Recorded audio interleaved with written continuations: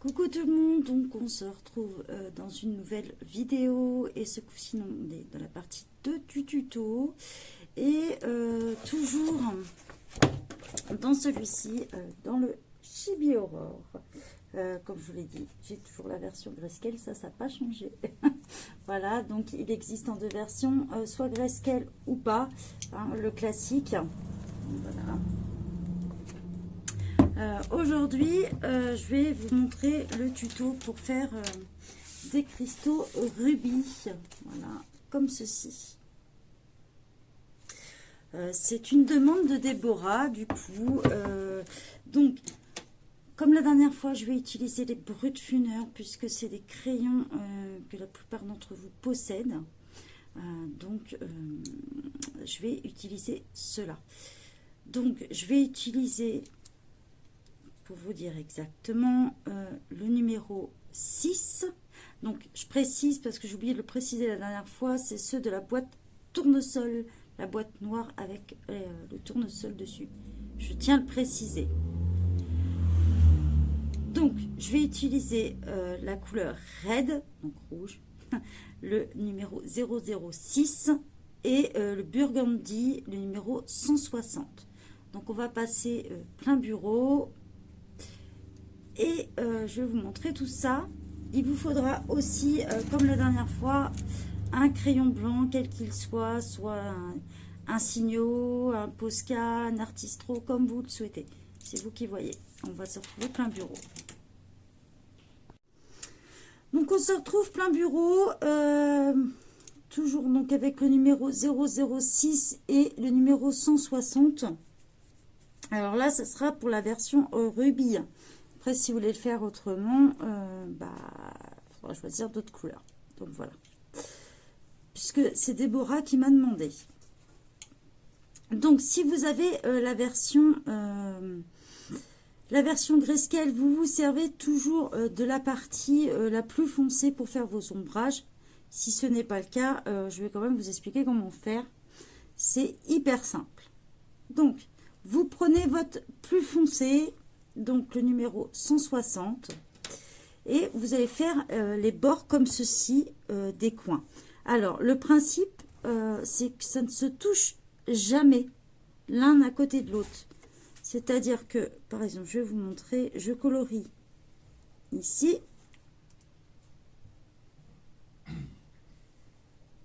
je ne vais pas colorier à côté là mais dans le pic du haut,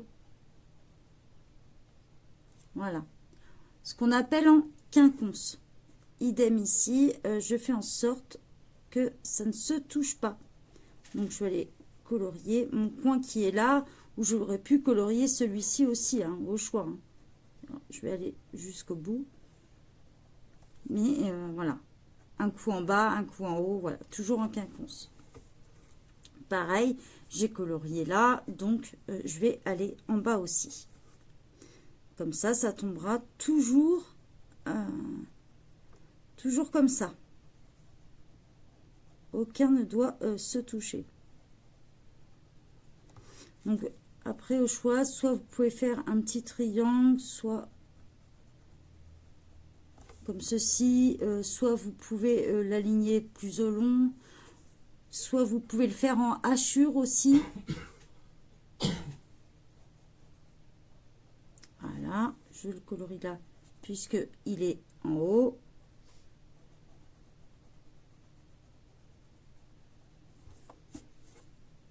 Et ici, je fais mon rebord.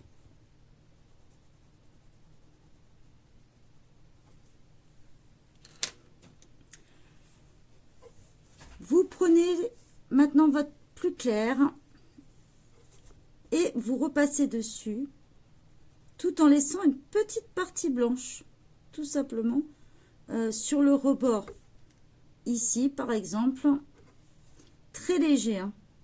Ici, vous coloriez en entier. Donc, soit vous le faites en plusieurs couches.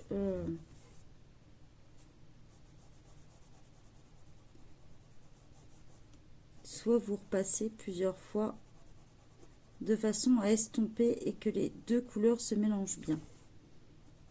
Donc moi, ce que je fais, c'est que je pars souvent de mon plus foncé pour colorier le reste.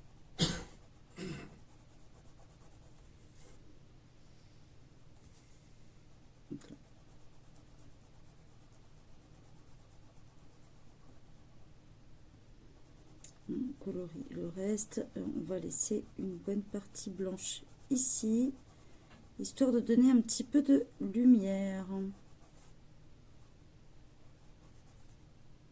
Donc là, ce qui est bien, c'est que dans la version grayscale, moi, j'ai la partie blanche indiquée.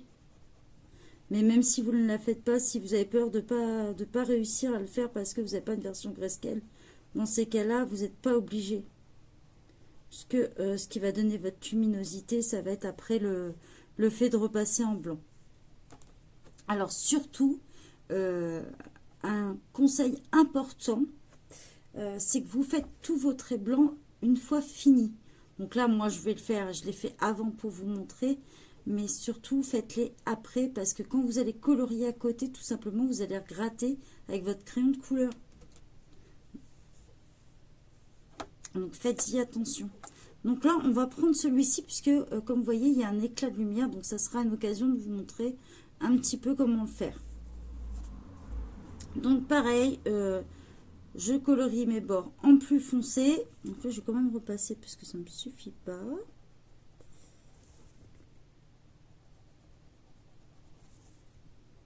Pas hésiter à repasser plusieurs couches, à faire des petites retouches.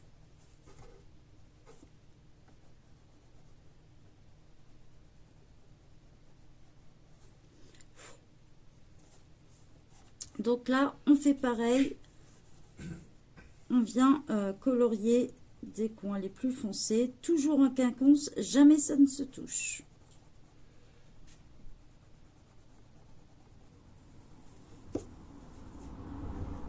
Je vais monter un petit peu là.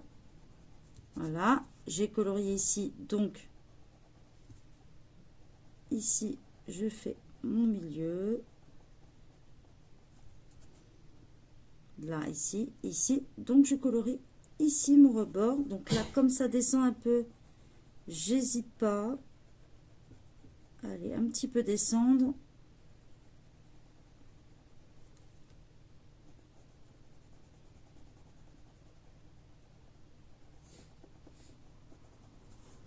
Donc, je m'arrête avant.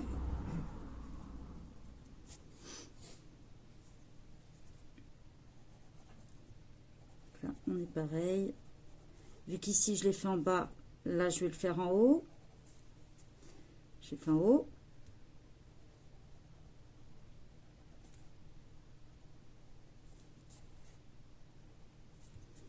Donc là, sur mon milieu, moi, je vais décider de rallonger juste ce bord-là, tout simplement.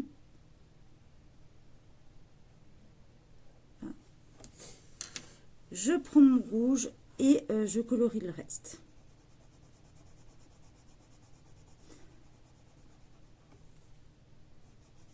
Alors, si vous avez la version grayscale, laissez le trait blanc comme il est, puisqu'on va repasser dessus. Si vous ne l'avez pas colorié tout l'ensemble, vous pouvez repasser dessus. Si vous appuyez pas sur vos crayons de couleur, je précise, parce que si vous appuyez, comme je vous l'ai dit, les brutfuneurs sont assez gras, donc en fait ça va faire une couche un peu huileuse.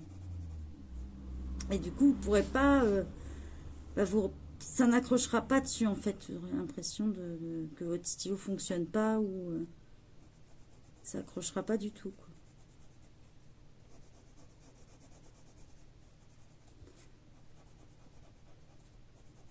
Hop, on n'hésite pas à repasser un petit peu. Je sais que je fais souvent plusieurs couches. Et même après, hein, je suis capable encore de repasser.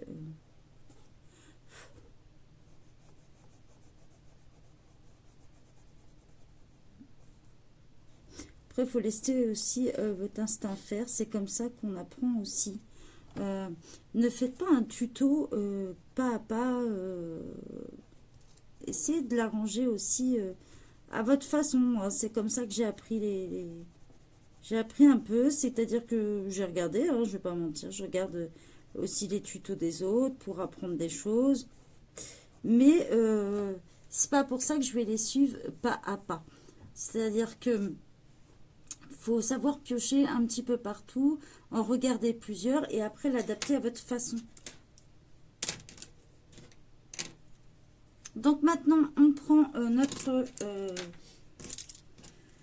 Posca, notre Archistro, notre signe blanc.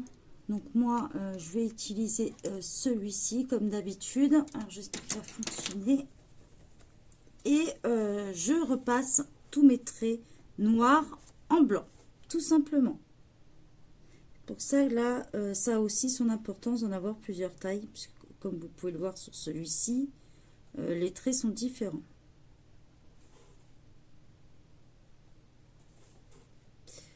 Là, je repasse tous mes traits noirs.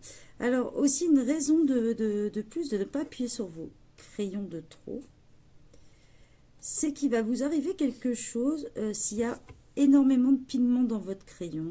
Donc moi, ça arrive souvent avec le bleu, surtout le bleu foncé, c'est que votre trait blanc va devenir rose. Il risque de changer de couleur. Donc vous inquiétez pas, ça peut arriver. Et puis ça peut surprendre, mais c'est tout à fait normal. Donc je repasse aussi les bords. Donc comme je l'ai dit, hein, si vous faites tous vos cristaux comme ça, tous vos rubis, attendez d'avoir tout fini avant de faire tous les bords blancs. Ça vous évitera de le gratter. Je crois que c'était Zazou qui avait conseillé ça, mais c'est vrai. C'est vraiment quelque chose auquel il faut vraiment faire attention.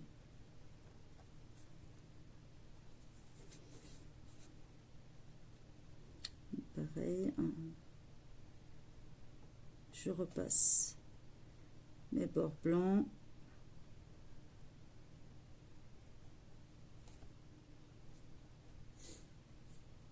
Donc la partie blanche que vous avez laissée dans votre colo, si vous l'avez fait, si vous avez la version Grayscale, surtout vous remettez pas de blanc. Non, mettez pas de blanc avec votre signaux, vous la laissez comme ça. Ce qui va faire un peu la différence de couleur.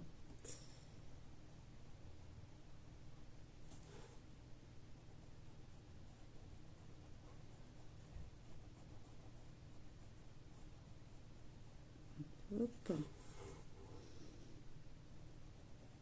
N'hésitez pas à prendre des crayons de différentes tailles si vous avez pour faire vos traits.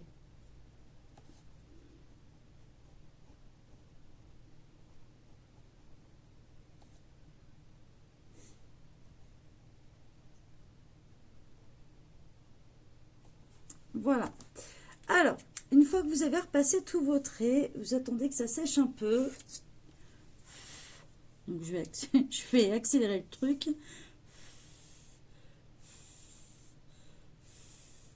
Vous prenez une règle et on va faire ce qu'on appelle une étoile de brillance. Donc, je croise. Donc là, avec le Grayscale, c'est encore plus facile. Mais si vous n'en avez pas, vous le faites en fait au niveau du haut du cristaux, là au croisement en fait. Donc je prends, je trace un trait, tout simplement.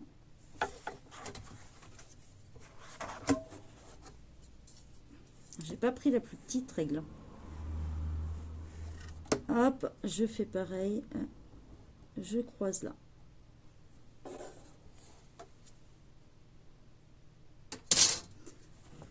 Hop, donc on n'hésite pas à faire des petites retouches pour passer dessus.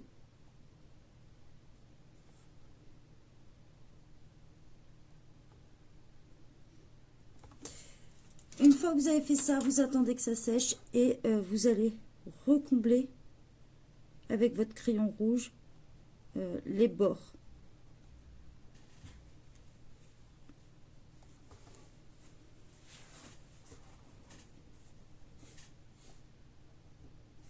Voilà, tout simplement. Alors, soit vous pouvez le faire comme ça, soit vous pouvez aussi le croiser. Alors moi, c'est ce que je fais souvent. Je remets une comme ça, droite pour la couper. Vraiment comme une étoile. Si mon crayon veut bien fonctionner, bien sûr. Encore une fois.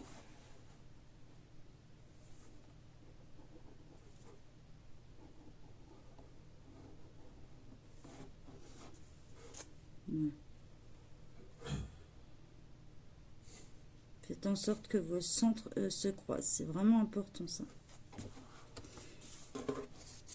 Et voilà. Donc désolé, on ne voit pas trop avec mon blanc parce que mon crayon commence à déconner. Mais n'hésitez pas à leur passer. Le but, c'est pas non plus qu'on voit que ça dessus. Puisque c'est à la fin, vraiment, que vous allez, quand tout sera colorié, que vous verrez vraiment l'éclat. Je vais vous montrer une fois fini ce que ça peut donner. Voilà. C'est pas ce qu'on repère le plus, ça donne juste une petite touche en plus. Voilà. J'espère que ce petit tuto vous a plu et je vous souhaite un bon colo.